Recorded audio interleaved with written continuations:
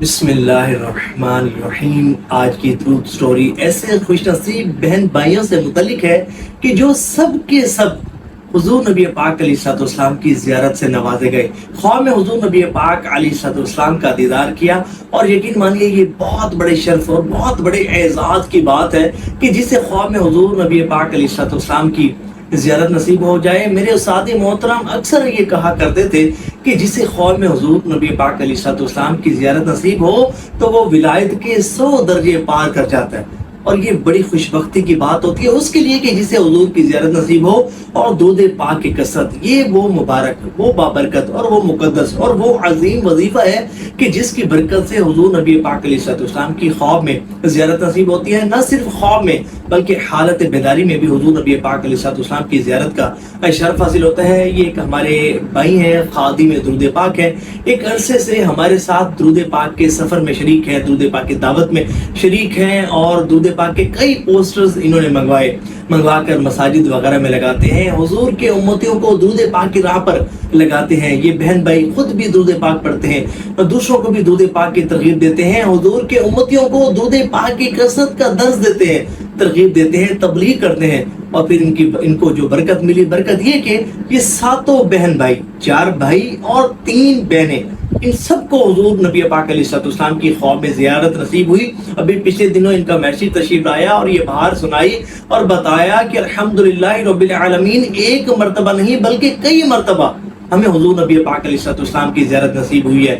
حضور کی برکت سے کئی بزرگان دین رحمہم اللہ المبین کی ہمیں زیارت نصیب ہوئی۔ وہیں ایک بڑی حیران کن بات انہوں نے بتایا کہ ہمارے والد محترم نے اپنی جوانی میں بڑی عبادت، بڑی ریاضت کی، بڑی کثرت کے ساتھ ذکر و اذکار کیا کرتے تھے، لیکن ہمارے والد صاحب کو حضور نبی پاک علیہ السلام کی زیارت نصیب نہیں ہوئی۔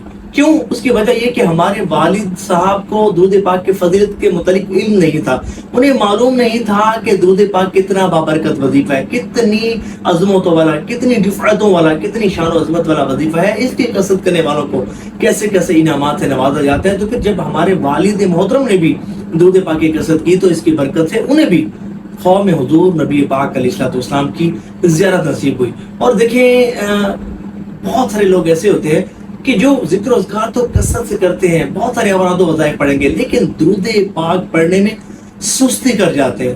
تو ایسا شخص کہ جو درود پاک نہیں پڑھتا تھا، میں آپ کو اس کا واقعہ سناتا ہوں، آپ سنیے اور یہ ذہن بنا لیجئے کہ آئندہ ہم درود پاک کی کثرت سے سستی نہیں کریں گے۔ ایک شخص تھا جو حضور پر درود پاک نہیں پڑھتا تھا، اسے خواب میں حضور نبی پاک علیہ السلام کی زیارت نصیب ہوئی تو حضور نبی پاک علیہ السلام نے اس کی طرف توجہ نہ فرمائی، تو اس نے عرض کیا، یا رسول اللہ صلی اللہ علیہ وآلہ وسلم، کیا آپ مجھ سے ناراض ہیں؟ تو حضور نبی پاک علیہ السلام نے ارشاد فرمایا، نہیں۔ تو پھر اس نے عرض کی، پھر میری طرف توجہ کیوں نہیں فرما رہے یا رسول اللہ صلی اللہ علیہ وآلہ وسلم؟ تو حضور نبی پاک علیہ السلام نے ارشاد فرمایا کہ میں تمہیں نہیں جانتا۔ اس نے عرض کی، حضور آپ مجھے نہیں جانتے، آپ تو ایک شفیق باپ سے بڑھ کر اپنے امتیوں پر مہربان ہیں، اور علماء نے فرمایا ہے کہ آپ اپنے ہر ایک امتی کو پہچانتے ہیں، اور آپ فرماتے ہیں کہ آپ مجھے نہیں پہچانتے۔ تو حضور نبی پاک علیہ السلام نے ارشاد فرمایا کہ بے شک علماء نے ٹھیک کہا، لیکن تم نے مجھ پر درود بھیج کر اپنی توجہ میری طرف نہیں دلائی۔ میں اپنے امتیوں کو ان کے درود پاک کی کثرت کرنے کے سبب پہچانتا ہوں۔